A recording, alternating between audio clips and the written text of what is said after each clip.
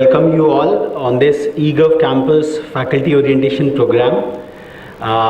This seems to be a sparse audience in such a big hall. Today is a very significant occasion for us. Today we are felicitating some of the best engineering marvels of India across public sector and private sector in the post-lunch session, where the most eminent organizations of India who have produced engineering marvels in 25 different sectors are being recognized.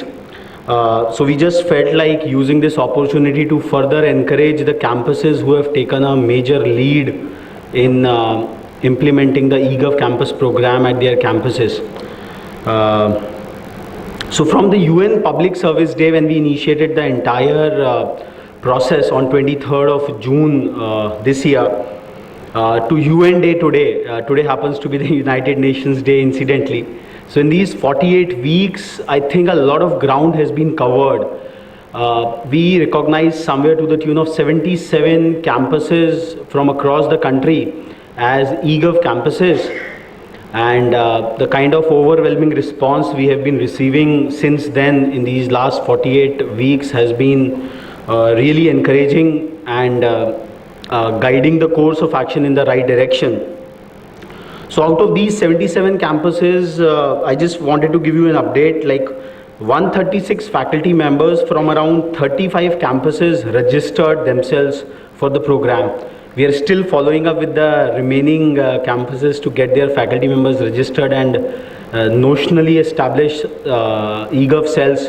So as an organizer at such a scale, it becomes imperative on our part to take everyone along, and that's why the pace has been a bit slow but steady in terms of it. Maybe some of the campuses, they wanted things to go at a lightning speed, and probably that's not still not has happened to this extent. Post that, we had an elaborate Google Hangout with the program co-chair, Professor Sanjeev Singh. In that, a lot of things were discussed. There was still a lot of confusions regarding that as to what e-governance is, what this program is all about.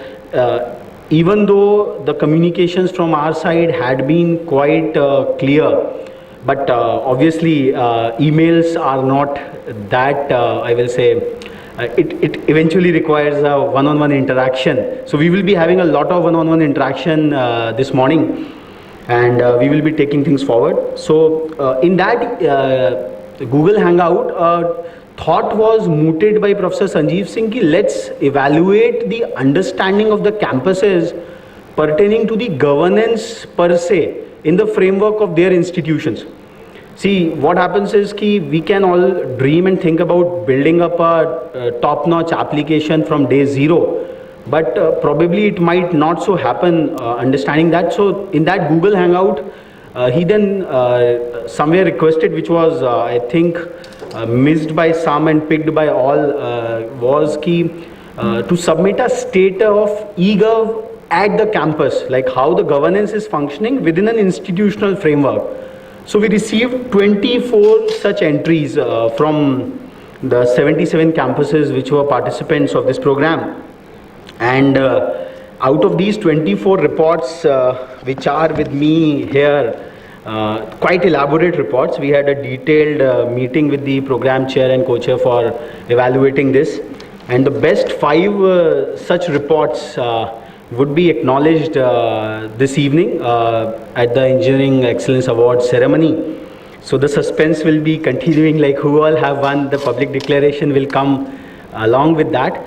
But it is highly encouraging. I would say that Professor Sanjeev Singh was overwhelmed when he witnessed these reports. Is it? He was a skeptic when he accepted as the program co-chair of this program, ki bhai, can the campuses in this sector, are they really doing something worthwhile? These are the kind of skepticisms we are facing day in and day out from the top policy makers and policy regulators, because the mainstream media has somehow picked up the 3 rankings, international rankings, and just saying that quality is just not there in this country. In fact, Engineering Watch, in all its humility, we are working with the Institute of Informatics Communications, University of Delhi, to create the first of its kind Indian ranking. It's still in the inception stage, but parameters कि भाई 4 घंटे बत्ती आती है आपके गाँव में देहात में, उसके बाद भी you are producing engineers. You don't have that kind of capital influxes, you don't have that kind of budgetary supports, you don't have that kind of I would say all the other faculty members, the kind of pay scales which the professors really get in the top-notch institutions, and still we are at least bringing out some talent, some engineering talent for running this country. So we are trying to factor in some of the indigenous parameters, some of the constraints which Southeast Asian countries or the emerging countries for that matter are having. And maybe the top 3 rankings about which the Honorable President is really very much concerned. Wherever he goes in all the academic functions, he talks about that quality is not just there. Because this is the kind of perceptions the top policymakers get out of it. But looking at the kind of reports, the 24 state of eGov at campus reports which we have received, it's really very, very encouraging. The kind of work which some of the campuses has done, it's mind-blowing. And the officials in the various ministries and department, Dr. Rajan Kumar for that matter specifically, they are highly encouraged. And now they have the trust ki bhai, what you had envisaged and initiated, we have a proof of the concept. Just addressing that there are 77 eGov campuses on the basis of some IT infrastructure or the faculty candidness, but the work shows it all. So now in all enthusiasm and in all commitment, because obviously working with the government and working things take a bit of time. So I think this report has been a great, good exercise, and I would be requesting some of these submitters to come and discuss with all and share their understandings and experiences regarding that. So from the very start, we had felt that for an E, in the e-governance, there are 10 letters of governance. So for a letter 1E, there are 10 letters of governance. So it is very, very important to understand the governance framework. Like in the software life cycle model, we see that the SRS part or the designing part carries the maximum time. So this emphasis was very, very important. And in fact, very many campuses, quite a significant of them were quite varied. Ki, bhai, aap bekar ki, what are you talking about? Why are you not giving us an Aadhaar, a deduplication kind of a algorithmic project to us from the day zero? We said, sir, you are very much welcome to take such projects on your own because you are high on the evolutionary curve. But in order to carry forward such a program of such a magnitude and showcase to the policymakers to a certain extent that yes, these campuses can make it happen, we have to go at a lowest common minimum program, at a lowest common denominator, and we have to first of all impress upon the fact as to what challenges of governance are all about. Because governance is all happening on people, on the various stakeholders, and the challenges of governance, it's not just an IT project per se. It's a whole deployment, it's a whole, I will say, it's a whole ecosystem which has to be developed, a whole mindset which has to be evolved around it. So probably that had been the singular parameter as to why we have been stretching the governance part of it even further before taking up the E part of it, because we felt coding or building an application is just a very, very small part of it. So sometimes we find that basics do get lost. Like I remember a classic example right from my JEE days when I was preparing for the IIT JEE entrance examinations. We used to be asked, what is a circle? Define a circle. So now we have at least 5 to 6 representations of a circle. X square plus y square is equal to 1, x minus a the whole square plus y minus b the whole square is equal to a whole lot of definitions, parametric, tangential, whole lot of definitions. But eventually what was emphasized upon by our tutors, by our teachers at that point of time, that circle is nothing. There is just one definition of circle, which is the circle is the locus of a point which moves at a fixed distance from a fixed point. Now you can derive n number of definitions out of it. Then another revelation came when we were studying graphs in the algorithms and abstract data structures. Now even after the whole classes and semesters, when we were asked in our comprehensive viva voce, what is a graph? So most of us started drawing circles and edges and things like that. So professor said, fail. You can't be given a D. That was a jocular aspect which we all do in our campuses. So it's an abstract data structure which finite set of ordered pairs between edges and there are nodes and there are vertices, and there is a mathematical representation of order E, V. So these are some of the basics probably which we had been trying upon to emphasize upon, I would like to welcome Mr. DC Sharma sir, DC Mishra sir. He is the Deputy Director General at NIC and looking after the Panchayati Raj deployment of all the e-governance projects at NIC. And sir has been an eminent votary of the entire eGov campus concept because he feels that the innate potential, the innate, I will say, the dormant energies of the students and the faculty members at large, the 4 lakh computer science students per year which are entering, it can be unleashed with these e-governance projects. So I welcome you, sir. Sir would be illumining you, giving you a whole perspective of what e-governance means and how the entire eGov campus initiative can be taken upon further. Most importantly, the obstacles.